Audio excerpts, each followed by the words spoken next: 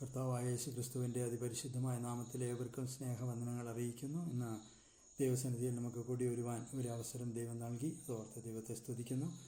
തുടർന്നുള്ള തിരുവെഴുത്തിലെ വസ്തുതകൾ നമുക്ക് ചിന്തിക്കാം. എങ്ങനെയെല്ലാമാണ് യേശുവിൻ്റെ ആഗ്രഹങ്ങൾ സഫലമാക്കുവാൻ സാധിക്കുക? ഈ വിഷയത്തെക്കുറിച്ചാണ് നമ്മൾ ഇന്ന് ചിന്തിക്കുവാനായിട്ട് ആഗ്രഹിക്കുന്നത്. യേശുവിൻ്റെ ആഗ്രഹങ്ങൾ എങ്ങനെയെല്ലാം സഫലമാക്കുവാൻ കഴിയും? അതിൽ ഒന്നാമതായിട്ട് നമ്മൾ ചിന്തിച്ചുകൊണ്ടിരുന്നത് വ്യക്തിപരമായ ജീവിതത്തിൽ യേശുവിൻ്റെ ആഗ്രഹം സഫലമാക്കണം എന്നുള്ള ആഗ്രഹം നമ്മുടെ ഓരോരുത്തരുടെയും ഹൃദയങ്ങളിൽ ഉണ്ടായിരിക്കേണ്ടത് അനിവാര്യമാണ്. വ്യക്തിപരമായ ജീവിതത്തിൽ ബാക്കി എല്ലാവരും ആ യേശുവിൻ്റെ ആഗ്രഹം സഫലമാക്കുന്നുണ്ടോ എന്ന് നോക്കിയ ശേഷം അവരെല്ലാം അങ്ങനെ യേശുവിൻ്റെ ആഗ്രഹം സഫലമാക്കുന്നില്ലെങ്കിൽ ഞാനുമില്ല എന്ന് പറയുന്ന ഒരു നയം പാടില്ലാത്തതാണ്. കാരണം സൃഷ്ടാവും പരിപാലകനും രക്ഷകനും ഏകനാഥനും ഏക കർത്താവും ഏക ദൈവമായി ഈ ഭൂമിയിൽ മനുഷ്യ ശരീരത്തിൽ വന്നത് യേശുക്രിസ്തു മാത്രമാണ്. അങ്ങനെ വന്ന് നമ്മുടെ എല്ലാവരുടെയും തെറ്റുകൾക്ക് പരിഹാരം വരുത്തിയത് യേശുക്രിസ്തു മാത്രമേ ഉള്ളൂ. ക്രിസ്തു മാത്രമേ ഉയർത്തെഴുന്നേറ്റ് ജീവിക്കുന്നുള്ളൂ. മനുഷ്യ ശരീരത്തിൽ മരിച്ച് ഉയർത്തെഴുന്നേറ്റ ക്രിസ്തു മാത്രമേ ഉള്ളൂ. ആ യേശുക്രിസ്തു മാത്രമാണ് എനിക്ക് വേണ്ടി എന്ന് നമുക്ക് ഓരോരുത്തർക്കും പറയുവാൻ സാധിക്കുന്നത്. അതുകൊണ്ട് തന്നെ ലോകത്തിലെ സകല മനുഷ്യരും വ്യക്തിപരമായിട്ട് യേശുവിന്റെ ആഗ്രഹം സഫലമാക്കുന്നത് എങ്ങനെയെന്ന് അറിഞ്ഞിരിക്കേണ്ടത് അനിവാര്യമാണ്. അതിൽ ഒന്നാമതായിട്ട് യേശുവിന്റെ സാക്ഷ്യം വഹിക്കുക എന്നുള്ളതാണ്. യേശു ആരാണെന്നുള്ള സാക്ഷ്യം വഹിച്ചുകൊണ്ടാണ് യേശുവിന്റെ ആഗ്രഹം എങ്ങനെ സഫലമാക്കാം എന്നുള്ള കാര്യം അത് നമുക്ക് പ്രായോഗികത്തിൽ സാധിക്കുന്നത്. സാക്ഷിക്കുക. നാം മുൻപായിരുന്ന സ്ഥിതിയെക്കുറിച്ച് ലോകത്തോടൊന്നും പറയാതെ തന്നെ ലോകക്കാരെല്ലാം നമ്മെ കാണുകയോ അറിയുകയോ മനസ്സിലാക്കുകയോ ചെയ്തു വരാം.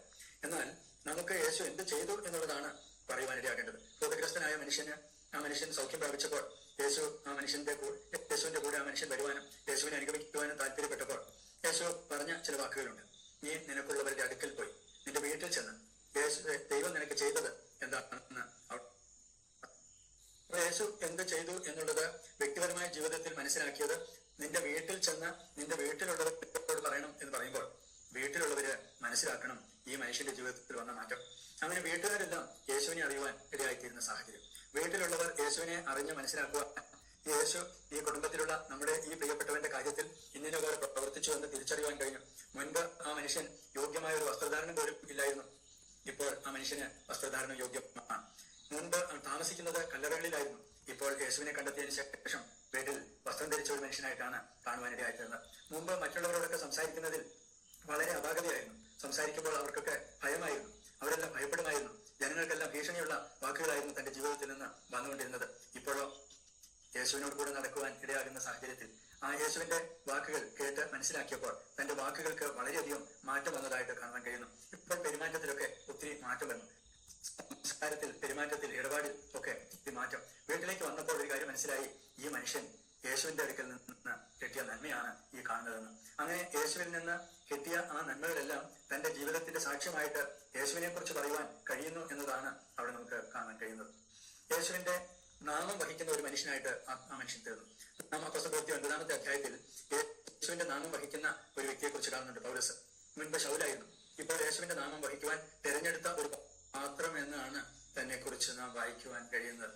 യേശുവിന്റെ നാമം വഹിക്കുവാൻ തിരഞ്ഞെടുക്കപ്പെട്ട ഒരു പാത്രം, അതും രാജാക്കന്മാരുടെ മുമ്പിൽ, ഇസ്രായേൽ ജനത്തിന്റെ മുമ്പിൽ, എവിടെയാണെങ്കിലും താൻ ആ നാമം വഹിക്കുവാനായിട്ട് തയ്യാറായി. യേശുവിന്റെ നാമം വഹിക്കുവാൻ തയ്യാറായ അവസ്ഥ. എന്നാൽ ചില സാഹചര്യങ്ങളിൽ ശിഷ്യന്മാരുടെ ജീവിതത്തിൽ അങ്ങനെ ഒരു അനുഭവം കാണാതെ പോയ സാഹചര്യം നാം കാണുന്നുണ്ട്. എന്താണ് അർത്ഥമാക്കുന്നത്? ശിഷ്യന്മാരിൽ പത്രോസ് അപ്പോസ്തലൻ യേശുവിനോടുകൂടെ യാത്ര ചെയ്തു. യേശുവിനെ പിടിച്ചു കൊല്ലുവാൻ പോകുന്നു എന്നൊക്കെ മനസ്സിലായി കഴിഞ്ഞപ്പോൾ മനുഷ്യൻ പിന്നാലെ പിൻഗമിച്ചു ചെന്നു. പക്ഷേ നീ യേശുവിന്റെ കൂടെയുള്ള ആളാണല്ലോ, നിന്റെ സംസാരമൊക്കെ കേട്ടിട്ട് അങ്ങനെ തോന്നുന്നുണ്ടല്ലോ, ഞാൻ ശരിയല്ലേ എന്ന് ചോദിച്ചപ്പോ അല്ല, ഞാൻ യേശുവിനെ അറിയാൻ കൂടെ ഇല്ല, അയ്യോ എന്ന് പറഞ്ഞ ആള് അവിടുന്ന് രക്ഷപ്പെടാനായിട്ട് ശ്രമിക്കുന്ന, യേശുവിന്റെ നാമം വഹിക്കുവാൻ തയ്യാറാകാത്ത അവസ്ഥ.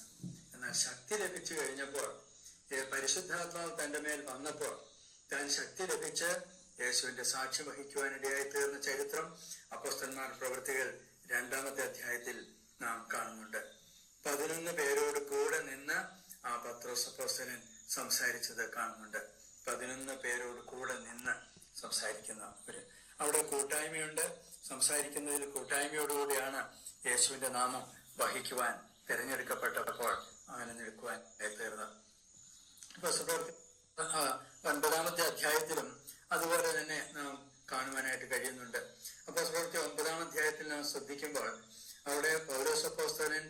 യേശുവിനെ കുറിച്ച് യേശു തന്നെയാണ് ക്രിസ്തു എന്ന് സാക്ഷിക്കുന്നത്, യേശു തന്നെയാണ് ദൈവപുത്രൻ എന്ന് പിന്നീട് സാക്ഷിക്കുന്നത്, യേശുവിനെ ക്രിസ്തുവും കർത്താവും ക്രിസ്തുവുമാക്കി വെച്ചു എന്ന് അപ്പോസ്തലപ്രവൃത്തി 2-ാം അധ്യായത്തിൽ നാം പത്രോസ് അപ്പോസ്തലൻ പ്രസംഗിക്കുന്നത്. അപ്പോൾ ഇതെല്ലാം നമ്മെ മനസ്സിലാക്കുവാൻ ഇടയാക്കുന്നത് യേശുവിനെ കർത്താവായി ക്രിസ്തുവായി ഒക്കെ ഉൾക്കൊള്ളുവാൻ, ദൈവപുത്രനായിട്ട് മനസ്സിലാക്കുവാൻ കഴിഞ്ഞു. ദൈവം ജഡത്തിൽ വെളിപ്പെട്ട ഒരുവനാണെന്ന് യേശുവിനെ കുറിച്ച് സാക്ഷിക്കുവാൻ കഴിഞ്ഞു. അപ്പോൾ യേശു എങ്ങനെയാണ് സാക്ഷിക്കപ്പെടുന്നത് എന്ന് നാം മനസ്സിലാക്കുമ്പോൾ എന്റെ ദൈവമാണ് ഈ യേശു എന്ന് പറയുവാനിടയായിത്തീരുന്നു. പിതാവ് ഈ ഭൂമിയിലേക്ക് അയച്ച മനുഷ്യർക്ക് എല്ലാവർക്കും കാണുവാനിടയായിത്തീർന്ന യേശു, പരിശുദ്ധാത്മാവിനാൽ ഭൂമിയിലേക്ക് മനുഷ്യ ശരീരത്തിൽ വന്ന യേശു, സർവ്വ ലോകത്തിനു വേണ്ടിയും ദൈവം ഏകദൈവം രക്ഷ ഒരുക്കിയത്, അത് മനസ്സിലാക്കിക്കൊണ്ട് സംസാരിക്കുവാനിടയായിത്തീരുന്ന സാഹചര്യം നാം കാണുന്നുണ്ട്. ദൈവത്തിന് വേണ്ടി, യേശുവിന് വേണ്ടി ആ യേശുവിന്റെ കാര്യങ്ങളെ കുറിച്ച് സംസാരിക്കുമ്പോൾ വിശുദ്ധ പാത്രമായിരിക്കുവാനായിട്ട് ആഗ്രഹിക്കുന്നതായിട്ട് കാണാം. വിശുദ്ധ പാത്രം, തീമോഥെയോസിന്റെ ലേഖനത്തിൽ ഉടമസ്ഥന് ഉപയോഗമുള്ള മാനപാത്രം, വിശുദ്ധ പാത്രം എന്നൊക്കെ പറയുമ്പോൾ അർത്ഥമാക്കുന്നത് കർത്താവിനാൽ വിശുദ്ധീകരിക്കപ്പെട്ട് കർത്താവിനാൽ വേർതിരിക്കപ്പെട്ട ഒരവസ്ഥയിലാണ് സഫലമാക്കുവാൻ കഴിയുള്ളൂ. യേശുവിന് വേണ്ടി വേർതിരിക്കപ്പെട്ട നിലയിൽ, കർത്താവിന്റെ വക എന്ന നിലയിൽ മാറ്റിവെക്കപ്പെട്ട ഒരാളാണ് ഞാൻ എന്ന് എന്നെക്കുറിച്ച് ഗ്രഹിക്കുവാൻ എനിക്ക് കഴിഞ്ഞില്ല എങ്കിൽ അങ്ങനെ സാധിക്കണമെന്നില്ല. യേശുവിന്റെ ആഗ്രഹം സഫലമാക്കുവാനുള്ള ഈ വിധത്തെക്കുറിച്ച് ഒരുപക്ഷെ ഓർക്കണമെന്ന് തന്നെ ഇല്ല. അതുകൊണ്ട് യേശുവിൻ ആഗ്രഹം സഫലമാക്കുവാൻ ആഗ്രഹിക്കുമ്പോൾ നിർബന്ധമായിട്ടും യേശു ആരാണെന്ന് നാം മനസ്സിലാക്കി യേശുവിന്റെ സാക്ഷ്യം വഹിക്കുവാൻ ഇടയായിത്തീരുന്നു. യേശു നമ്മുടെ ജീവിതത്തിൽ ചെയ്ത കാര്യങ്ങൾ, കർത്താവ് നിനക്ക് ചെയ്തത് ഒക്കെയും നീ വീട്ടിൽ ചെന്ന് പറയുക, വീട്ടിൽ സാക്ഷ്യം വഹിക്കുന്നു. അതുപോലെ തന്നെ ആ മനുഷ്യൻ എല്ലായിടത്തും ചെന്ന് അറിയിക്കുവാനിടയായിത്തീർന്ന സാഹചര്യവും നാം കാണുന്നുണ്ട്. ഒരുപക്ഷെ യേശുവിനെ കുറിച്ച് സാക്ഷ്യം പറയുവാനായിട്ട് താല്പര്യമില്ലെങ്കിലും മറ്റുള്ളവർ ചോദിക്കുവാനിടയായിത്തീരുന്ന സാഹചര്യം നാം കാണുന്നുണ്ട്. നിന്റെ ജീവിതത്തിൽ എന്താ ഇങ്ങനെ സംഭവിച്ചത്, നീ ആ കല്ലറയിലായിരുന്നല്ലോ താമസിച്ചത് എന്ന് ആ മനുഷ്യനോട് ചോദിക്കുമ്പോൾ ആ മനുഷ്യൻ പറയും, യേശു എന്റെ ജീവിതത്തിൽ ഇങ്ങനെ ചെയ്തു. ഞാനിപ്പോൾ സുബോധമുള്ള മനുഷ്യനായി, ബോധം ഉള്ള മനുഷ്യനായി, നല്ല ബോധം. മുൻപ് എനിക്ക് ബോധമില്ലായിരുന്നു, വേണ്ട നിലയിൽ എനിക്ക് ബോധമില്ലാത്ത അവസ്ഥയിലായിരുന്നു ഞാൻ ജീവിച്ചിരുന്നത്. ഇപ്പോൾ എനിക്ക് ബോധമായി. പത്രോസിനോട് ചോദിച്ചാൽ, പണ്ട് ഞാൻ മീൻ പിടിച്ചുകൊണ്ട് ജീവിച്ചിരുന്ന സമയത്ത് യേശു എന്നെ വിളിച്ചു, യേശു എന്നോട് പറഞ്ഞു എന്നെ അനുഗമിക്കാം. ഞാൻ യേശുവിനെ അനുഗമിച്ചു. അപ്പോ യേശുവിന് വേണ്ടി മനുഷ്യരെ പിടിക്കുന്നവരാക്കുമെന്ന് യേശു കർത്താവ് പറഞ്ഞതുപോലെ ഇപ്പോൾ ഞാൻ ഈ കാര്യവുമായിട്ട് വന്നിരിക്കുകയാണെന്നുള്ള വാക്ക് പിന്നീടുള്ള സാക്ഷ്യത്തിൽ ഉണ്ടാകാതിരിക്കില്ല. കർത്താവും ക്രിസ്തുവുമാക്കി വെച്ചു എന്ന് ഇസ്രായേൽ ഗൃഹം ഒക്കെയും അവർക്കെല്ലാം മനസ്സിലാക്കുവാൻ സാക്ഷ്യമായിട്ട് പത്രോസിന് പറയുവാൻ കഴിഞ്ഞു. ഇടയനായിട്ട് യേശു ക്രിസ്തു വന്നുവെന്നും ഇടയ ശ്രേഷ്ഠനായിട്ട് വന്ന കാര്യത്തെക്കുറിച്ച് പത്രോസ് നാം 1 പത്രോസ് 5-ാം അധ്യായത്തിൽ വായിക്കുമ്പോൾ വീണ്ടും വരുവാൻ പോകുന്ന യേശുവിനെയാണ് ഇടയശ്രേഷ്ഠൻ പ്രതിഫലം തരുവാൻ വരുന്നവനായിട്ട് അവിടെ സാക്ഷ്യം വഹിക്കുവാൻ ഇടയാകുന്നത്. അപ്പോസ്തലന്മാരുടെ എല്ലാവരുടെയും ജീവിതത്തിൽ ഓരോ സാക്ഷ്യങ്ങളും യേശുവിനെ കുറിച്ച് പറയാനുണ്ടായിരുന്നു. അവരെല്ലാം വിശുദ്ധീകരിക്കപ്പെട്ടവരായി ആണ് സാക്ഷ്യം വഹിച്ചത്. എങ്ങനെയാണ് ആ കാര്യം നിർവഹിച്ചത്? യേശുവിന് വേണ്ടി വിശുദ്ധീകരിക്കപ്പെട്ടവരായിട്ട്, മാറ്റിവെക്കപ്പെട്ടവരായി, ദൈവത്തിന്റെ വകയായിട്ട് തീർന്നു എന്ന കാഴ്ചപ്പാടോടുകൂടിയാണ്. അതുകൊണ്ട് നാം വിശുദ്ധപാത്രമായി തീർന്നുകൊണ്ട് ഉടമസ്ഥന് ഉപയോഗമുള്ളവരായിരിക്കണം, എന്റെ യേശുവിന് വേണ്ടി ഞാൻ പ്രയോജനമുള്ളവനായിരിക്കണം എന്നുള്ള ഒരു സമർപ്പണം നിർബന്ധിതമായി നമ്മുടെ ഹൃദയങ്ങളിൽ ഉണ്ടായിരിക്കേണ്ടത് അനിവാര്യമാണ്. നാം നമ്മെ തന്നെ സമർപ്പിക്കുക എന്നാണ് അതിന് പറയാറുള്ളത്. നാം സമർപ്പിക്കുമ്പോൾ നമ്മുടെ സമയം സമർപ്പിക്കുവാനിടയാകണം. ബൈബിൾ വായിക്കാൻ സമയമില്ലെന്ന് പറയാൻ ഒരു വിശ്വാസിക്ക് സാധിക്കുന്നില്ല. കാരണം അവരുടെ സമയം കർത്താവിൽ നിന്ന് കേൾക്കുവാൻ വചനത്തിലൂടെ സാധിക്കുകയുള്ളൂ. അതുകൊണ്ട് വചനത്തിൽ നിന്ന് കേട്ട് മനസ്സിലാക്കുവാനായിട്ട് ഇടയായിത്തീരുന്നു. അതിന് സമയം ചെലവഴിക്കുവാനിടയാകുന്നു. സമയം നമ്മുടെ ഭൗമികമായ ഒത്തിരി കാര്യങ്ങൾക്ക് വേണ്ടി ചെലവഴിക്കുന്നുണ്ടെന്നുള്ളത് ശരിയാണ്. എന്നാൽ അതേസമയം തന്നെ ഏറ്റവും പ്രധാനപ്പെട്ട ഘടകം യേശുവിന് വേണ്ടി നമ്മുടെ സമയം നാം ചെലവഴിക്കുമ്പോൾ ആ സമയം ചെലവഴിക്കുന്നതിന്റെ പിന്നിൽ കർത്താവ് നമുക്ക് വേണ്ടി ചെയ്ത കാര്യങ്ങളെ കുറിച്ച് നാം തിരുവെഴുത്തിൽ നിന്ന് പഠിക്കുവാൻ കഴിയുന്നു. ഉൽപ്പത്തി പുസ്തകം 1-ാം അധ്യായം 1-ാം വാക്യത്തിൽ യേശു പഠിപ്പിച്ചത് എന്തെല്ലാമാണ്, അത് നാം ഓർത്തുകൊണ്ട് പഠിപ്പിക്കണമെങ്കിൽ, അത് നമ്മുടെ ജീവിതത്തിൽ പഠിച്ചെടുക്കണമെങ്കിൽ, ആദിയിൽ ദൈവം ആകാശവും ഭൂമിയും സൃഷ്ടിച്ചു എന്ന് പറയുമ്പോൾ സകലവും അവൻ മുഖാന്തരമായത് എന്ന ബോധ്യത്തോടുകൂടിയാണ് യേശുവിനെ സാക്ഷിക്കുവാനിടയാകുന്നത്. അപ്പോൾ ഈ സമയം ഉണ്ടാക്കിയതും യേശുവാണ്, ദൈവമാണ്. സകലവും അവൻ മുഖാന്തരം ഉളവായി. ഇപ്പോൾ നമുക്ക് സമയം ഇല്ല എന്ന് പറഞ്ഞാൽ അർത്ഥം യേശു എനിക്ക് സമയം തന്നിട്ടില്ല എന്നുള്ള വാക്ക് പറയുമ്പോൾ യേശുവിനെ നമ്മൾ അറിയാതെയാ പറഞ്ഞു പോകുന്നതെന്ന് അർത്ഥം. അപ്പോൾ നമുക്ക് സമയം ദൈവത്തിന് വേണ്ടി ജീവിക്കുന്നതിന് വേണ്ടി, ദൈവത്തിന് വേണ്ടി സമർപ്പിക്കുന്നതിന് വേണ്ടിയാണ് നമുക്ക് സമയം അനുവദിച്ചിട്ടുള്ളത്. നമുക്ക് ഉള്ളത് എന്ത് എന്ന് മനസ്സിലാക്കി സമർപ്പിക്കുക എന്നതിനും പ്രാധാന്യമുണ്ട്. 5 അപ്പവും 2 മീനും ഒക്കെ സമർപ്പിച്ച ആ ബാലകന്റെ കാര്യത്തെക്കുറിച്ച് നാം വായിക്കുമ്പോൾ അമ്മ കൊടുത്തുവിട്ടതാണ്. പക്ഷേ ആ കുട്ടിയുടെ സമർപ്പണം നോക്കുക. നമുക്ക് എന്താണ് ഉള്ളത് സമർപ്പിക്കുക എന്നുള്ളതിന്റെ പ്രാധാന്യമുണ്ട്. സമർപ്പിക്കപ്പെട്ടതാണ് കർത്താവിന് വേണ്ടി പ്രയോജനപ്പെടുവാൻ ഇടയായി തീർന്നതെന്ന് നാം കാണുവാനായിട്ട് കഴിയും. സമർപ്പിക്കാത്തത് എങ്ങനെ കർത്താവിന് വേണ്ടി പ്രയോജനപ്പെടുത്തുവാൻ കഴിയും? ആ ബാലകന്റെ കയ്യിൽ ഉണ്ടായിരുന്നത് അന്ത്രോസ് ചെന്ന് പറഞ്ഞു യേശുവിനോട്, യേശുവേ, ഇതാ ഇവിടെ ഒരു ബാലകനുണ്ട്, അവന്റെ കയ്യിൽ ഇതാ അപ്പമുണ്ട്, മീനുണ്ട്, അത് കൊണ്ടുവരാൻ പറഞ്ഞു. കൊടുത്തു. യേശുവിന് വേണ്ടി സമർപ്പിക്കുവാൻ ആ ബാലൻ തയ്യാറായിരുന്നു. ഒരുപക്ഷെ ബാലനായിട്ടാണെങ്കിലും യേശുവിന്റെ വചനം കേൾക്കുവാൻ വന്ന തനിക്കുള്ളത് യേശുവിന് വേണ്ടി സമർപ്പിച്ച സാഹചര്യത്തിൽ താൻ തന്റെ ജീവിതത്തിൽ അനേകർക്ക് പ്രയോജനപ്പെട്ടു എന്ന് ആ ബാലകന്റെ ജീവിതം കൊണ്ട് നമുക്കും പഠിക്കുവാനായിട്ട് കഴിയുകയാണ്. ഒരു ബാലകനാണെങ്കിലും സമർപ്പിക്കുവാൻ കഴിയും. ഒരു യുവകാലഘട്ടത്തിൽ ജീവിക്കുന്ന മനുഷ്യന് സമർപ്പിക്കാൻ കഴിയും. ആ മനുഷ്യൻ യേശുവിനെ അനുസരിക്കുവാൻ സമർപ്പിക്കപ്പെട്ടു. യേശുവിന് വേണ്ടി തനിക്കുള്ളത് സമർപ്പിക്കുവാനിടയായി അനേകർക്കത് നന്മയ്ക്കായി തീർന്നുവെന്ന് കാണാം. യേശുവിന് വേണ്ടി അവരുടെ വസ്തുവകകൾ കൊണ്ട് കർത്താവിനെ ശുശ്രൂഷിച്ചു പോകുന്ന സ്ത്രീകളെ കുറിച്ച് നാം ലൂക്കോസിന്റെ സുവിശേഷം 8-ാം അധ്യായത്തിൽ വായിക്കുന്നുണ്ട്. അപ്പോൾ സഹോദരിമാര് പ്രസംഗിച്ചു പഠിപ്പിച്ചു എന്നുള്ളതല്ല അവിടെ അർത്ഥമാക്കുന്നത്, മറിച്ച് വസ്തുവക പ്രയോജനപ്പെടുത്തി എന്നുള്ളത് പ്രത്യേകം ചിന്തനീയമാണ്. കർത്താവിന് വേണ്ടി പ്രയോജനപ്പെടുവാൻ, കർത്താവിന്റെ ആഗ്രഹം സഫലമാക്കണം എന്നുള്ള ആഗ്രഹത്തിൽ അവർ ചെയ്ത സമർപ്പണമാണ് നമ്മൾ അവിടെ കാണുന്നത്. യേശുവിനും ശിഷ്യന്മാർക്കും വേണ്ടി അവരുടെ വസ്തുവക പ്രയോജനപ്പെടുത്തുവാൻ സമർപ്പിക്കപ്പെട്ടവരായിട്ട് തീർന്നു. നമുക്ക് ദൈവം തന്ന ആരോഗ്യം നമ്മുടെ ഇഷ്ടപ്രകാരം തോന്നുന്ന പോലെ ജീവിക്കാനല്ല, മറിച്ച് കർത്താവിന് വേണ്ടി നമ്മുടെ ആരോഗ്യം പ്രയോജനപ്പെടുത്തുവാനാണ്. നാം നമുക്ക് വേണ്ടി തന്നിരിക്കുന്നു എന്നുള്ള ബോധ്യം ഉള്ളവരായിട്ട് തീരണമെന്ന ആരോഗ്യത്തെക്കുറിച്ചും എല്ലാ കാര്യത്തെക്കുറിച്ചും ഓർക്കുന്നത് ആ നിലയിൽ, ആ വിധത്തിലായിരിക്കണം. എങ്ങനെയാണ് സഫലമാക്കേണ്ടത്? തന്നത് കർത്താവാണ്, അതുകൊണ്ട് കർത്താവിന് വേണ്ടി പ്രയോജനപ്പെടുത്തുവാനാണെന്നുള്ള ചിന്തയോടുകൂടെ വേണം നാം നമ്മുടെ ആരോഗ്യം പ്രയോജനപ്പെടുത്തുവാൻ ഇടയായി തീരേണ്ടത്. പ്രാപ്തി ദൈവത്തിന്റെ ദാനമാണ് എന്ന് അപ്പോസ്തലനായ പൗലോസ് പറയുമ്പോൾ അർത്ഥമാക്കുന്നത്, എനിക്ക് എന്റേതായ പ്രാപ്തി ഇല്ലായിരുന്നു, എന്നെ പ്രാപ്തിപ്പെടുത്തിയത്, ശക്തിപ്പെടുത്തിയത് കർത്താവാണ്. പ്രാപ്തി ദൈവത്തിന്റെ ദാനമാണ്. ആ ദാനം ദൈവം തന്നതാണ് എന്നുള്ള ബോധ്യത്തോടുകൂടെ ദൈവത്തിന് വേണ്ടി പ്രയോജനപ്പെടുത്തുവാൻ സമർപ്പിച്ചത് കാണുവാനായിട്ട് കഴിയുന്നു. ഞാൻ ആകുന്നത് കൃപയാൽ ആകുന്നു എന്ന് അപ്പോസ്തലനായ പൗലോസ് പറയുമ്പോൾ അർത്ഥമാക്കുന്നത്, തനിക്ക് ദൈവം കൃപ തന്നു, അതുകൊണ്ട് മാത്രമാണ് എന്റെ പ്രാപ്തി. കഴിവ് ഞാൻ സ്വന്തമായി നേടിയെടുത്തതല്ല, മറ്റാരും എനിക്ക് തന്നതല്ല, മറിച്ച് ദൈവത്തിന്റെ ദാനമായി കൃപയാൽ തന്നതുകൊണ്ടാണ്. അതുകൊണ്ട് എനിക്ക് ദൈവത്തിന്റെ ഹിതം, യേശുവിന്റെ ഇഷ്ടം, യേശുവിന്റെ ആഗ്രഹം എങ്ങനെ സഫലമാക്കണം എന്ന് തിരിച്ചറിയുവാൻ ഇടയാകുമ്പോൾ തന്ന കൃപ പ്രയോജനപ്പെടുത്തുവാൻ സമർപ്പിക്കുന്നു, അത്രയേ ഉള്ളൂ.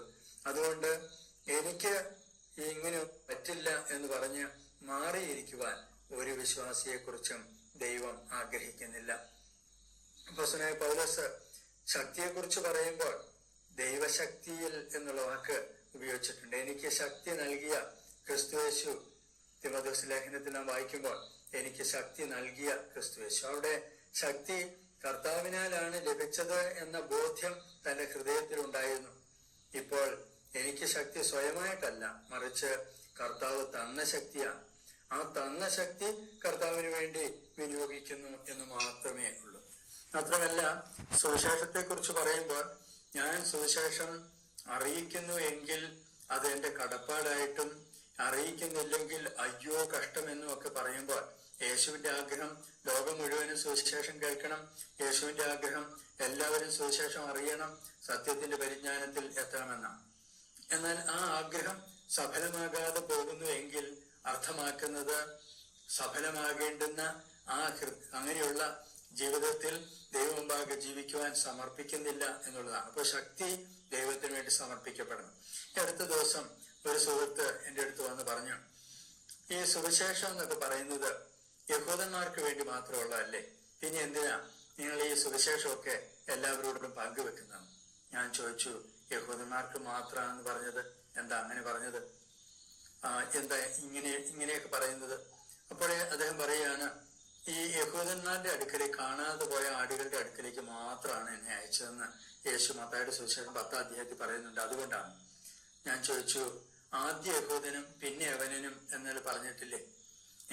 യേശുക്രിസ്തുവിന്റെ ഈ ഭൂമിയിലേക്കുള്ള വരവിന്റെ ഉദ്ദേശത്തെ കുറിച്ച് പറയുമ്പോൾ സർവ്വജനത്തിനും. അപ്പോൾ ഇവിടെ അർത്ഥമാക്കുന്നത് എങ്ങനെ ഈ സുവിശേഷം അറിയിക്കണം എന്നുള്ള വിധത്തെ കുറിച്ച് പറയുമ്പോൾ ഇത് യഹൂദന്മാർക്ക് മാത്രമുള്ളതാണെന്നുള്ള ആ കാഴ്ചപ്പാടല്ല, മറിച്ച് യഹൂദർക്ക് ആദ്യം കൊടുത്തു, അതിനുശേഷം യവനന്മാർക്ക്, ഇങ്ങനെ ദാസന്മാർ, സ്വതന്ത്രന്മാർ, സർവ്വജാതികൾക്ക്, സകല ജനത്തിനും ഉണ്ടാവാനുള്ള മഹാസന്തോഷമായി വന്ന യേശുക്രിസ്തു സർവ്വ ലോകത്തിന്റെയും രക്ഷകനായിട്ട് യേശുക്രിസ്തു ഈ ഭൂമിയിൽ പ്രവർത്തിച്ചു. അപ്പോൾ ആ കാഴ്ചപ്പാട്, എങ്ങനെ ഇത് സഫലമാക്കണമെന്നുള്ള കാഴ്ചപ്പാടിൽ ആദ്യം രക്ഷയിലേക്ക് വന്നിരുന്ന ദൈവജനം, അതിനുശേഷം പിന്നെ രക്ഷയിലേക്ക് വരാനുള്ളവർ, ആദ്യം നമ്മുടെ സാഹചര്യങ്ങൾ, കുടുംബ സാഹചര്യങ്ങളിൽ, പിന്നീട് അതിനോട് ചേർന്നിട്ടുള്ള ജനതകൾക്ക്, ഇങ്ങനെ അതിന്റെ വ്യാപനം നമുക്ക് കാണാനായിട്ട് സാധിക്കുന്നതാണ്. യേശുക്രിസ്തു സുവിശേഷത്തിന്റെ വ്യാപനത്തെ കുറിച്ച് പറഞ്ഞപ്പോൾ എങ്ങനെയായിരിക്കണം അതെന്ന് പറഞ്ഞു. ആദ്യം യെരൂശലേമിൽ, പിന്നെ യഹൂദ്യയിൽ, പിന്നെ ഭൂമിയുടെ അറ്റത്തോളം. ഈ പ്രമാണം കർത്താവ് പറഞ്ഞപ്പോൾ ലോകത്തിൽ സകല ജനതകൾക്ക് വേണ്ടിയുമാണ് ക്രിസ്തു ഈ സന്ദേശം അറിയിച്ചതെന്ന് കാണാം. ഇത് യഹൂദന്മാർക്ക് വേണ്ടിയുള്ള മാത്രമുള്ള സന്ദേശമല്ല, മറിച്ച് ദൈവത്തിന്റെ സുവിശേഷം എന്ന് ഈ സുവിശേഷത്തെ കുറിച്ച് പറഞ്ഞിട്ടുണ്ട്.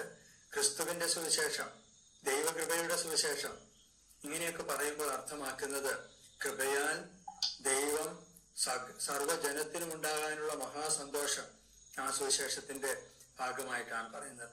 ദാവീദിന്റെ സന്തതിയായി ജനിച്ച് മരിച്ചിട്ട് അടക്കപ്പെട്ട് ഉയർത്തെഴുന്നേറ്റ യേശുക്രിസ്തു, ഇവിടെ ക്രിസ്തുവിന്റെ മരണം, അടക്കം, ഉയർത്തെഴുന്നേൽപ്പ് ബോധ്യത്തോടു കൂടിയാണ് സർവ്വജനത്തിന്റെ അടുക്കിലേക്ക് എത്തിക്കുവാനായിട്ട് ഇടയായിത്തീരുന്നത്.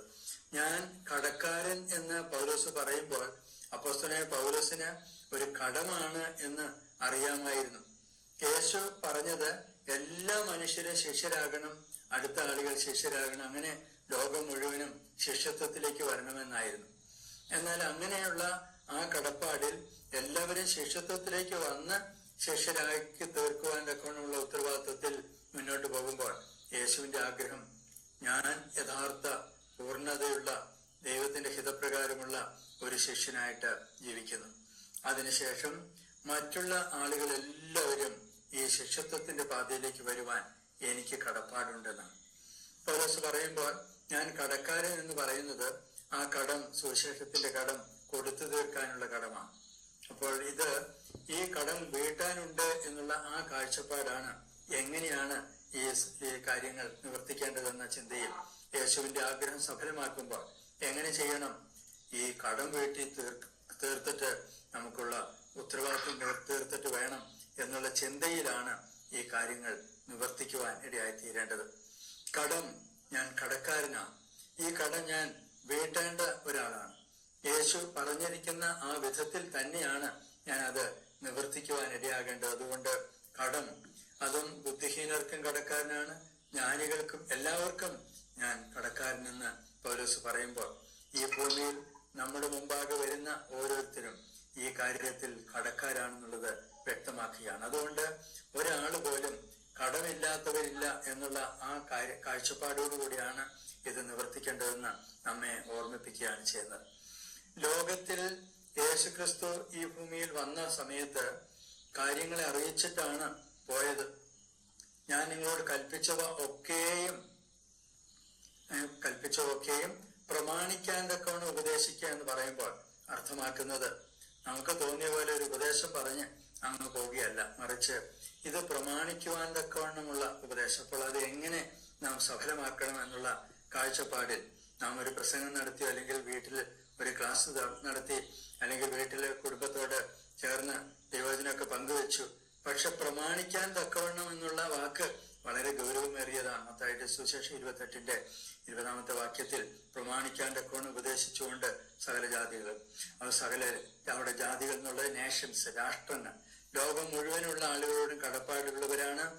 യേശു ക്രിസ്തു ഈ ഭൂമിയിൽ വന്നത് ആ ഉദ്ദേശത്തിലാണ്. യേശു മരിച്ചത് എല്ലാ മനുഷ്യർക്ക് വേണ്ടിയുമാണ്, ക്രിസ്ത്യാനികൾക്ക് വേണ്ടി മാത്രമല്ല. അതുകൊണ്ട് സർവ്വജനത്തിനും ആണ്. 1 യോഹന്നാൻ 2-ാമത്തെ അധ്യായത്തിൽ നാം വായിക്കുമ്പോൾ ആശയം വ്യക്തമായിട്ട് പറയുന്നുണ്ട്. 1 യോഹന്നാൻ 2-ാം അധ്യായത്തിൽ 1-2 വാക്യങ്ങൾ, എൻ്റെ കുഞ്ഞുങ്ങളെ, നിങ്ങൾ പാപം ചെയ്യാതിരിക്കേണ്ടതിനാണ് ഞാൻ ഇത് നിങ്ങൾക്ക് എഴുതുന്നത്. അപ്പോൾ കുഞ്ഞുങ്ങളായിട്ട് തീർന്ന, ദൈവമക്കളായിട്ട് തീർന്നവരോട് പറയുകയാണ് ഇത് നിങ്ങൾക്ക് എഴുതുന്നത്. ആരെങ്കിലും പാപം ചെയ്യാനിടയായാൽ തന്നെ പിതാവിന്റെ സന്നിധിയിൽ നമുക്ക് ഒരു മധ്യസ്ഥൻ, ഒരു കാര്യസ്ഥനുണ്ട്. അവൻ നമ്മുടെ പാപങ്ങൾക്ക് പരിഹാര ബലിയാണ്, പ്രായശ്ചിത്തമാണ്. അവൻ നമ്മുടെ മാത്രമല്ല, സർവ ലോകത്തിന്റെ പാപത്തിനും പ്രായശ്ചിത്തമാകുന്നു.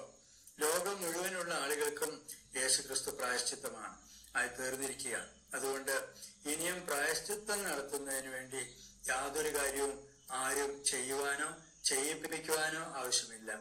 അനേക സ്ഥാനങ്ങളിൽ അനേകരും പ്രായശ്ചിത്തം നടത്തുന്നതിന് വേണ്ടി യാത്ര ചെയ്യുകയോ പ്രവർത്തിക്കുകയോ ചെയ്യുമ്പോൾ യേശുക്രിസ്തു പാപങ്ങൾക്ക് പരിഹാരം വരുത്തിയ ശേഷമാണ് ഉയരത്തിൽ മഹിമയുടെ വലത്തുഭാഗത്തേക്ക് പ്രവേശിച്ചത് എന്ന് തിരുവെഴുത്ത് നമ്മെ ഓർപ്പിക്കുന്നുണ്ട്. അതുകൊണ്ട് നിശ്ചയമായിട്ടും യേശുക്രിസ്തു പറഞ്ഞ ഈ മാർഗം അത് സർവ ലോകത്തിലുള്ള ആളുകൾക്കും പ്രായശ്ചിത്തം വരുത്തിയത് കൊണ്ട് അത് വിശ്വാസത്താൽ മാത്രം അംഗീകരിക്കുകയാണ് വേണ്ടത്. എബ്രായ ലേഖനം 1-ാം അധ്യായത്തിന്റെ 3-ാമത്തെ വാക്യത്തിൽ അവൻ പാപങ്ങൾക്ക് പ്രായശ്ചിത്തം വരുത്തിയ ശേഷം ഉയരത്തിൽ മഹിമയുടെ വലത്ത് ഭാഗത്ത് പ്രവേശിച്ചതായിട്ട് കാണുന്നു. ലോകത്തിലെ എല്ലാ മതങ്ങളും പാപത്തിന് പ്രായശ്ചിത്തം വരുത്തുവാൻ ശ്രമിക്കുന്നവരാണ് എന്ന് മനസ്സിലാക്കുമ്പോൾ നമ്മുടെ ഹൃദയത്തിൽ ഈ കാര്യം വ്യക്തമായി ഉണ്ടായിരിക്കണം. ഇനിയും പാപങ്ങൾക്ക് വേണ്ടി ആരോടും പ്രായശ്ചിത്തം വരുത്തണമെന്ന് പറയുവാൻ ആവശ്യമില്ല. യേശുക്രിസ്തു പാപങ്ങൾക്ക് പരിഹാരം ഉണ്ടാക്കിയ ശേഷം ഉയരത്തിൽ മഹിമയുടെ വലത്ത് ഭാഗത്ത് പ്രവേശിച്ചു. എബ്രായ ലേഖനം 1-ാം അധ്യായത്തിൽ കാണുമ്പോൾ നമുക്ക് യേശുക്രിസ്തു പരിഹാരം ഉണ്ടാക്കിയവനായി കാണുന്നു. യേശുവിന്റെ ആഗ്രഹം എങ്ങനെയായിരിക്കണം ഇത് സഫലമാക്കേണ്ടത് എന്ന കാര്യത്തിൽ എല്ലാവർക്കും വേണ്ടി പ്രായശ്ചിത്തമായി കഴിഞ്ഞു. ഒന്ന് വിശ്വസിച്ചാൽ നിങ്ങൾക്ക് രക്ഷ കിട്ടും. യേശുക്രിസ്തുവിനെ മാത്രം ആ പാപികളുടെ രക്ഷകനായിട്ട് വന്ന യേശു അല്ലാതെ വേറെ ആരും രക്ഷിക്കുവാനില്ലാത്തത് കൊണ്ട് വിശ്വസിക്കണം, അനുസരിക്കണം, അനുഗമിക്കണം, ആശ്രയിക്കണം. അതല്ലാതെ വേറൊരു മാർഗവുമില്ല എന്ന് വ്യക്തമായിട്ട് അറിയിക്കുവാനായിട്ട് നമുക്കുള്ള ഉത്തരവാദിത്വമാണ്. യേശു ഈ ലോകത്തിൽ വന്നപ്പോൾ നമ്മെക്കുറിച്ച് ആഗ്രഹിച്ച കാര്യം പാപത്തിന് നമ്മൾ മരിച്ചവരായിട്ട് ജീവിക്കണം എന്ന് പറഞ്ഞാൽ പാപത്തിൽ നിന്ന് വേർപെട്ട് ജീവിക്കണം. ലോകത്തിന് മരിച്ചവർ എന്ന് പറയുമ്പോൾ ലോകക്കാരുടെ സിസ്റ്റത്തിന്, സംവിധാനങ്ങൾക്കനുസരിച്ച് ജീവിക്കുക എന്നുള്ളതല്ല, മറിച്ച് അതിൽ നിന്നും വേർപാട് പാലിച്ചുകൊണ്ട് ഈ വക്രതയുള്ള തലമുറയിൽ നിന്ന് രക്ഷിക്കപ്പെടുവിനെന്ന് അപ്പോസ്തലനായ പത്രോസ് മുഖാന്തരം അപ്പോസ്തലപ്രവൃത്തി 2-ാം അധ്യായത്തിൽ പറഞ്ഞത് ഇവിടെ സ്മരണീയമാണ്. വേർപാട്, ലോകത്തിന് ഈ തലമുറയിൽ നിന്ന് വേർപാട് പാലിച്ചുകൊണ്ട് നാം നമ്മുടെ ദൗത്യം ചെയ്യുവാൻ ഇടയായിത്തീരണം. സ്വയത്തിന് മരിക്കുക, അങ്ങനെ കർത്താവിന്റെ ഇഷ്ടം നിവർത്തിക്കുവാൻ ഇടയായിത്തീരണം. സ്വയത്തിന് മരിക്കുക എന്ന് പറഞ്ഞാൽ എന്നെയാണ് പറഞ്ഞതെങ്കിൽ നിശ്ചയമായിട്ടും ഞാൻ പ്രതികരിക്കും എന്ന നിലപാടാണെങ്കിൽ ഞാൻ മരിച്ചില്ലെന്നർത്ഥം.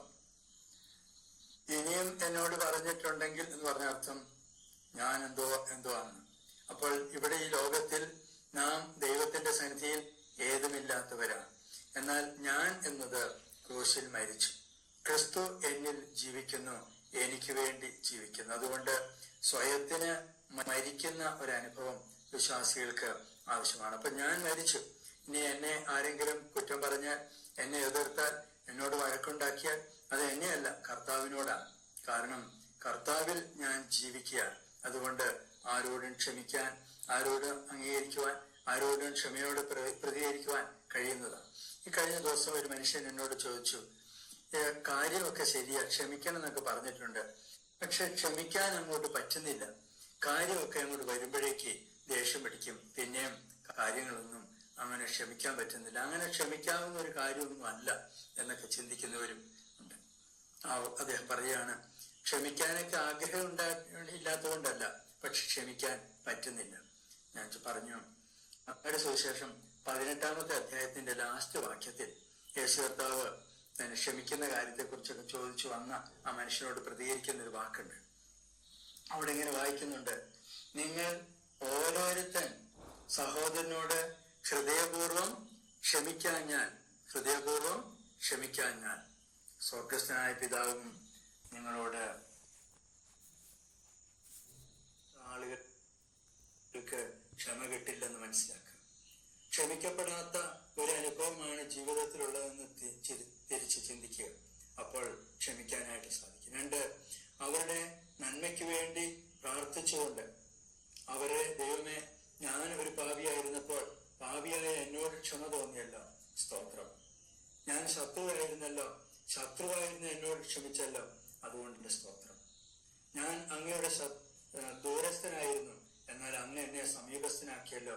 ഇങ്ങനെ എന്നിൽ നിന്ന് വളരെ ദൂരേക്കായി തീർന്നിരിക്കുന്ന, വളരെ മാനസികമായി അകന്നിരിക്കുന്ന മനുഷ്യനെ അടുപ്പിക്കുവാൻ യേശു കർത്താവേ, അങ്ങയുടെ വചനമാണ്, വേറൊന്നുമില്ല. അപ്പോൾ ആ മനോഭാവം, ആ കാഴ്ചപ്പാട്, ക്ഷമിക്കുവാൻ, സഹിക്കുവാൻ, അംഗീകരിക്കുവാൻ കഴിയുന്ന സ്ഥിതി. കൊരിന്ത്യർ ലേഖനത്തിൽ അപ്പോസ്തലനായ പൗലോസ് മുഖാന്തരം ആ കാര്യം പറയുന്നുണ്ട്.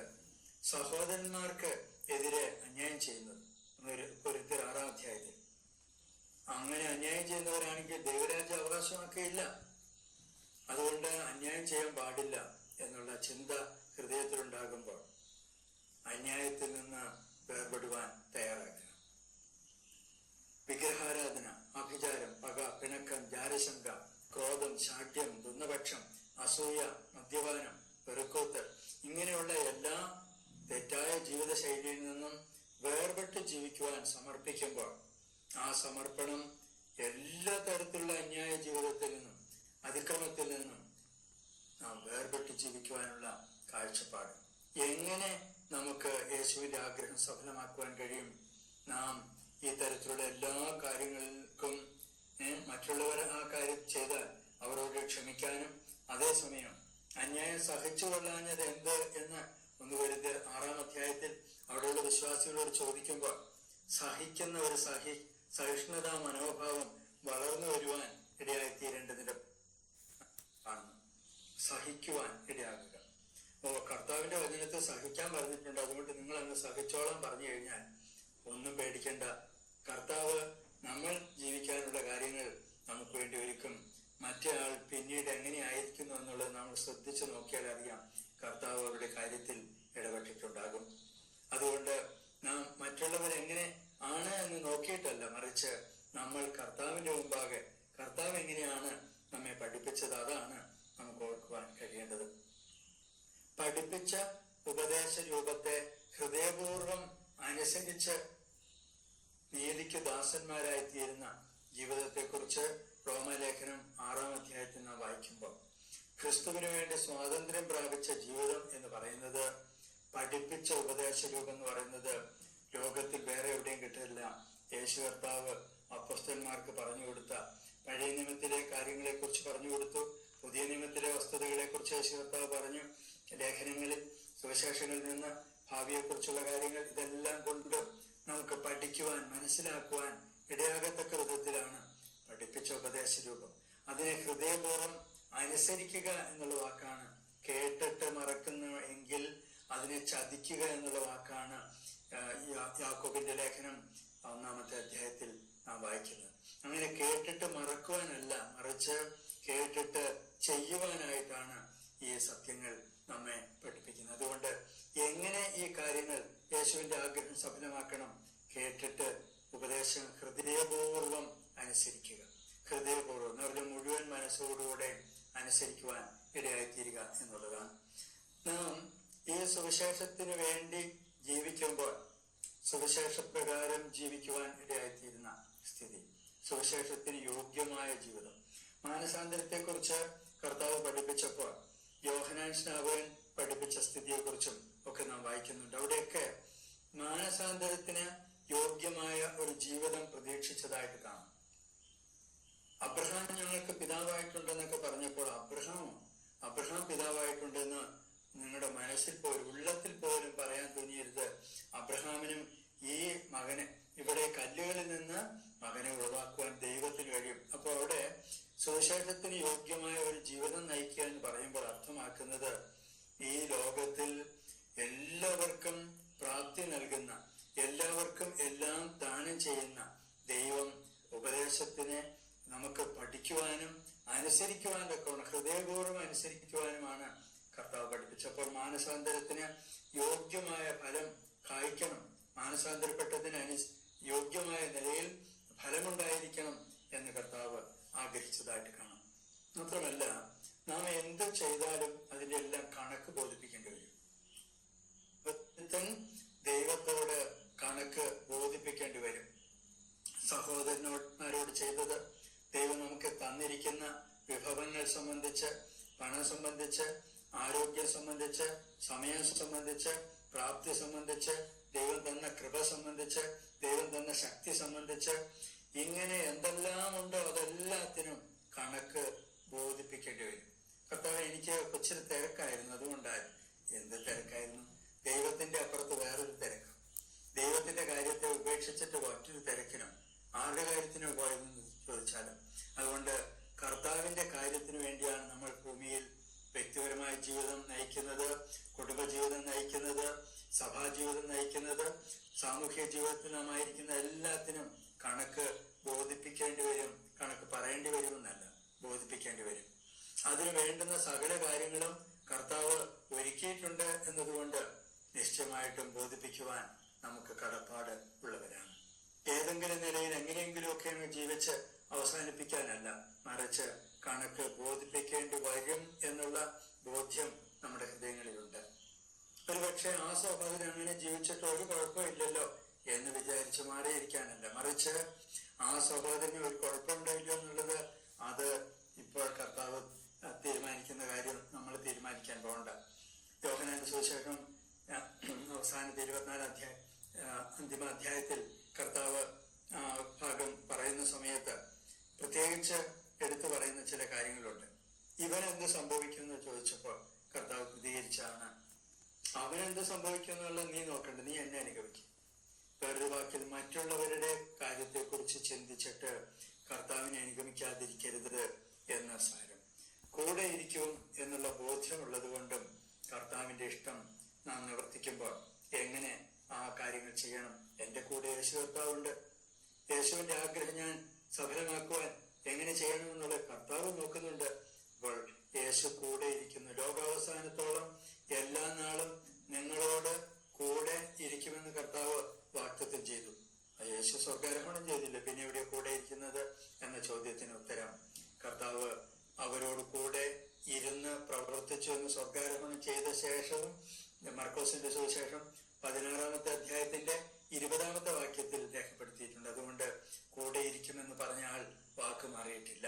സ്വർഗ്ഗാരോഹണം ചെയ്തു എന്ന് പറഞ്ഞിരിക്കുന്നത് യേശുക്രിസ്തു രൂപാന്തരം പ്രാപിച്ച ശരീരത്തെ കുറിച്ചാണ്. എന്നാൽ കൂടെ ഇരിക്കുന്ന അവന്റെ സാന്നിധ്യത്തെ കുറിച്ചാണ്.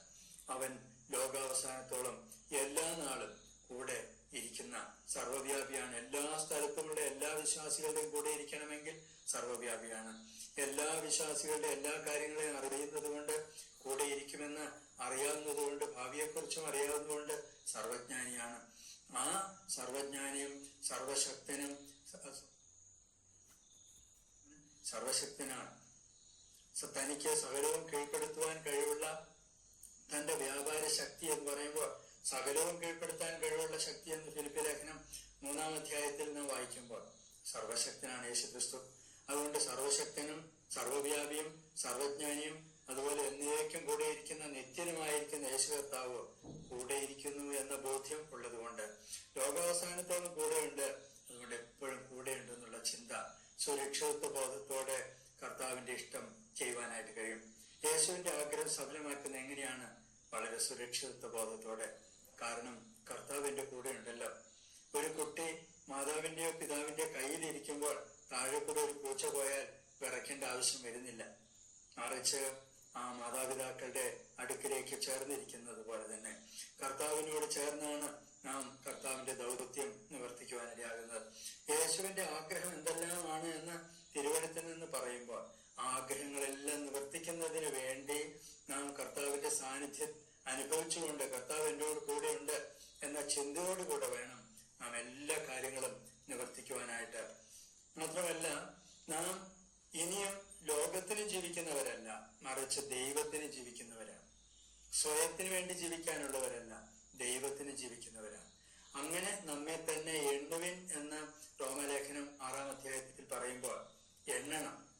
യേശുവിനോട് ചേർന്ന് അവനോടുകൂടെ മരിച്ച് അവനോടുകൂടെ അടക്കപ്പെട്ട് യേശുവിനോടുകൂടെ ഉയർത്തെഴുന്നേറ്റ് ജീവന്റെ പുതുക്കത്തിൽ നടക്കുന്ന ഒരു ജീവിതമാണ് രക്ഷയിലേക്ക് വന്ന ജീവിതം. അങ്ങനെ രക്ഷയിലേക്ക് വന്ന ആളുകൾ സദൃശമായ സ്നാനം ഏൽക്കുന്നു. യേശുവിനോട് ചേർന്ന് അവനോടുകൂടെ മരിച്ചടക്കപ്പെട്ട് ഉയർത്തെഴുന്നേൽക്കുന്നു എന്നതിന്റെ സാദൃശ്യമായ സ്നാനം ഏൽക്കുന്നു. യേശുവിനോട് കൂടെ മരിക്കുന്നത് യേശുക്രിസ്തുവിൽ നാം ആയിത്തീരുന്നതിനോടനുബന്ധിച്ചാണ്. അത് ജലസ്നാനത്തെ കുറിച്ചല്ല, മറിച്ച് ആത്മസ്നാനത്തെ കുറിച്ചുമല്ല. ആത്മസ്നാനം ഒരിക്കൽ പണ്ട് തന്നെ സംഭവിച്ചതും ഇനിമേൽ സംഭവിക്കാത്തതുമായ ഒറ്റ സംഭവമാണ്. അതായത് സഭ എന്ന ആ ശരീരം രൂപപ്പെടുന്ന കാര്യത്തെക്കുറിച്ചാണ്. യഹൂദന്മാരോ യവനന്മാരോ ദാസന്മാരോ സ്വതന്ത്രരോ നാം എല്ലാവരും ഏക ശരീരം ആകുമാറ് ഏകാത്മാവിൽ സ്നാനമേറ്റും എന്ന് 1 കൊരിന്ത്യർ 12-ാം അധ്യായം 13-ാം വാക്യത്തിൽ കാണുമ്പോൾ ആത്മസ്നാനം ഒരിക്കൽ സംഭവിച്ച സഭ രൂപപ്പെട്ട കാര്യമാണ്. അപ്പോൾ ദൈവത്തിന് വേണ്ടി ജീവിക്കുന്ന കാര്യത്തെക്കുറിച്ച് പറയുമ്പോൾ ഞാൻ കർത്താവിന് വേണ്ടി എപ്പോൾ സമർപ്പിക്കുന്നോ ആ സമർപ്പണ സന്ദർഭത്തിൽ യേശുവിന് വേണ്ടി യേശുവിനോട് ചേർന്നു, യേശുവിനോട് കൂടെ മരിച്ചു, യേശുവിനോടുകൂടെ അടക്കപ്പെട്ടു, യേശുവിനോട് കൂടെ ഉയർത്തെഴുന്നേറ്റു. ഇനിയും യേശുവാണ് എന്നിൽ ജീവിക്കുന്നത്, ദൈവം എന്നിൽ ജീവിക്കുന്നു, ക്രിസ്തു എന്നിൽ ജീവിക്കുന്നു, പരിശുദ്ധ ആത്മാവ് എന്നിൽ ജീവിക്കുന്നു. അങ്ങനെ ഏക ദൈവം ആ ഏകനായിട്ട് എന്നിൽ ജീവിക്കുന്നത് കൊണ്ട് ഞാൻ ഒറ്റയ്ക്കല്ല, യേശുവിനോട് കൂടിയാണ്. മാത്രമല്ല, ദൈവത്തിന് ജീവിക്കുന്നവർ എന്ന കാഴ്ചപ്പാടുള്ളത് കൊണ്ട് ഞാൻ എനിക്ക് വേണ്ടി ജീവിക്കുന്നില്ല. കാരണം എന്നെ വിലയ്ക്ക് വാങ്ങി ദൈവം, യേശു കർത്താവ് എന്നെ വിലയ്ക്ക് വാങ്ങി. ഇനി ഞാൻ എനിക്കുള്ള ഒരാളല്ല, യേശുവിന് വേണ്ടിയുള്ള ആളാണ്. അപ്പോൾ എങ്ങനെയാണ് യേശുവിന്റെ ആഗ്രഹം സഫലമാക്കുവാൻ കഴിയുക? എനിക്ക് വേണ്ടിയല്ല ഞാൻ ജീവിക്കേണ്ടത്, യേശുവിന് വേണ്ടി, ദൈവത്തിന് വേണ്ടി. യേശുക്രിസ്തു എന്നിൽ വസിച്ചുകൊണ്ട് തന്റെ ഇഷ്ടം എന്റെ ജീവിതത്തിലൂടെ നിവർത്തിക്കുവാൻ ഇടയായിത്തീരുന്നു എന്ന കാഴ്ചപ്പാടോടുകൂടെ അപ്പോസ്തലനായ പൗലോസ് വലിയവരോടും ചെറിയവരോടും സാക്ഷ്യം പറഞ്ഞു പോന്നു എന്ന വാക്ക് വായിക്കുന്നുണ്ട്. അപ്പോൾ കുട്ടികൾക്ക് വേണ്ടി മാത്രം എന്നല്ല, വലിയവർക്ക് വേണ്ടി മാത്രം എന്നല്ല, അല്ലെങ്കിൽ ഏതെങ്കിലും ഒരു പ്രത്യേക വിഭാഗത്തിന് വേണ്ടി മാത്രം എന്നല്ല. അപ്പോസ്തലനായ പൗലോസ് പറയുകയാണ്, വലിയവരോടും ചെറിയവരോടും സാക്ഷ്യം പറഞ്ഞു പോകുന്നു എന്ന് അപ്പോസ്തലപ്രവൃത്തിയിൽ നാം വായിക്കും 26-ാം അധ്യായത്തിൽ. അപ്പോൾ ഈ സാക്ഷ്യം പറഞ്ഞു പോകുന്ന അല്ലെങ്കിൽ തുടരുന്ന ഒരവസ്ഥ തന്റെ ജീവിതത്തിലുണ്ടായിരുന്നു. അതുകൊണ്ട് ഏതെങ്കിലും ഒരു വിഭാഗത്തെ മാത്രം ഒഴിവാക്കുന്ന സ്റ്റേജ് പാടില്ല എന്നതും നമുക്കിവിടെ ഓർക്കുവാനായിട്ട് കഴിയും. ഞാൻ ബുദ്ധിഹീനർക്കും കടക്കാരനാണ് എന്ന് പറയുമ്പോൾ അർത്ഥം അത് വേണ്ട നിലയിൽ മാനസികമായിട്ടൊരു വളർച്ചയൊന്നും പ്രാപിച്ചിട്ടില്ല, അതുകൊണ്ട് അവരുടെ മുമ്പിലൊന്നും പ്രാർത്ഥിക്കാൻ നമ്മൾ നിൽക്കേണ്ട, അവർക്ക് വേണ്ടി ഒന്നും ചെയ്യണ്ട എന്ന ചിന്താഗതി ഒരിക്കലും പാടില്ലാത്തതാണ്. മറിച്ച് ബുദ്ധിഹീനർക്ക് ഞാൻ കടക്കാരൻ എന്നാണ് റോമാലേഖനം 1-ാം അധ്യായത്തിൽ നാം കാണുന്നത്. നാം പാപികളായിരുന്നപ്പോഴാണ് നമ്മെ രക്ഷിച്ചതെങ്കിൽ അവരൊക്കെ ഭയങ്കര പാപികൾ, നമ്മൾ അവരോടൊന്നും സുവിശേഷം പറഞ്ഞിട്ട് കാര്യമില്ല എന്ന നയം സ്വീകരിക്കാൻ പാടില്ല. മറിച്ച് പാപികളായിരുന്നപ്പോഴാണ് നമുക്ക് വേണ്ടി ക്രിസ്തു മരിച്ചത് എങ്കിൽ പാപികളെയാണ് രക്ഷിക്കുവാൻ ഇഷ്ടപ്പെടുന്നത്, നീതിമാന്മാരെ അല്ല. പാപികളെ എത്ര മാനസാന്തരത്തിന് വിളിപ്പാൻ വന്നത്. നാം ബലഹീനരായിരിക്കുമ്പോഴാണ് ക്രിസ്തു തക്ക സമയത്ത് നമുക്ക് വേണ്ടി മരിച്ചത്. അതുകൊണ്ട് അവരൊക്കെ ബലഹീനരല്ലേ, അവരോടൊന്നും പറഞ്ഞിട്ട് കാര്യമില്ല എന്നൊരു നയം നമുക്ക് സ്വീകരിക്കുവാൻ പാടില്ല. മറിച്ച് ബലഹീനരോടും നമുക്ക് കടപ്പാടുണ്ട് എന്ന് സാരം. തെസ്സലോനിക്ക ലേഖനത്തിൽ 5-ാം അധ്യായത്തിൽ നാം വായിക്കുന്നു. തെസ്സലോനിക്ക 5-ാം അധ്യായത്തിൽ ഉൾക്കരുത്തില്ലാത്തവരെ ധൈര്യപ്പെടുത്തുവിൻ, ബലഹീനരെ താങ്ങുവിൻ എന്നൊക്കെ പറയുമ്പോൾ അർത്ഥമാക്കുന്നത് അവരോടുള്ള കടപ്പാട് വിശ്വാസലോകത്തിന് ഉണ്ട് എന്നുള്ളതാണ്. ഉൾക്കരുത്തില്ല എങ്കിൽ അവരെ ധൈര്യപ്പെടുത്തുന്ന ശുശ്രൂഷ ആരോടാണ്? തെസ്സലോനിക്ക ലേഖനം 1 തെസ്സലോനിക്കർ 5-ാം അധ്യായത്തിൽ അവിടെ പറയുന്നതെന്ന് ശ്രദ്ധിച്ചു നോക്കുക. എല്ലാ വിശ്വാസികളോടുമാണ്. മൂപ്പന്മാരോ സുവിശേഷകരോ ഉപദേഷ്ടാക്കന്മാരോ ഒക്കെ ചെയ്തോട്ടെ, നമ്മളായിട്ട് അതിനൊന്നും ഇല്ല എന്നൊരു നയം സ്വീകരിക്കുവാൻ അനുവാദമില്ല. ഉൾക്കരുത്തില്ലാത്തവരെ ധൈര്യപ്പെടുത്തുവനെന്ന് തെസ്സലോനിക്ക സഭയോട് പറയുമ്പോൾ ആ സഭയ്ക്ക് വെറും 6 മാസമേ പ്രായമുള്ളൂ. ചുരുക്കം പറഞ്ഞാൽ വിശ്വാസത്തിലേക്ക് വന്നിട്ട് അതിൽ നാളായിട്ടില്ല. അത്രയും പുതിയ വിശ്വാസികളായിട്ടുള്ള വെറും 6 മാസം പ്രായമുള്ള വിശ്വാസികൾ രക്ഷയിലേക്ക് വന്നിട്ട് അവരോട് പറയാണ്, ഉൾക്കരുത്തില്ലാത്തവരെ ധൈര്യപ്പെടുത്തുവൻ, ക്രമം കെട്ടവരെ ബുദ്ധി ഉപദേശിപ്പിൻ. ഇവരൊക്കെ ക്രമം കെട്ട് നടക്കുകയാണെന്ന് പറഞ്ഞ് ലോകത്തിൽ എല്ലായിടത്തും അറിയിച്ചുകൊണ്ട് നടക്കുകയല്ല, മറിച്ച് ക്രമം കെട്ടവരാണെങ്കിൽ അവരെ ബുദ്ധി ഉപദേശിച്ച് ക്രമീകൃതമായ ക്രമമുള്ള ഒരു ജീവിതത്തിലേക്ക് കൊണ്ടുവരുവാനുള്ള ഒരു ഉത്തരവാദിത്വമാണ് അവിടെ ഉള്ളത്. ശത്രുക്കളായിരുന്നപ്പോഴാണ് ക്രിസ്തു നമുക്ക് വേണ്ടി തക്ക സമയത്ത് മരിച്ചതെങ്കിൽ ശത്രുത വെടിഞ്ഞുകൊണ്ടുള്ള ഒരു മനോഭാവവും, ശത്രുക്കൾക്ക് വേണ്ടി പ്രാർത്ഥിക്കുവാൻ, ഉപദ്രവിക്കുന്നവർക്ക് വേണ്ടി പ്രാർത്ഥിക്കുവാനുള്ള ഉത്തരവാദിത്വവും നമുക്കുണ്ടെന്ന് കാണുവാനായിട്ട് കഴിയുന്നു.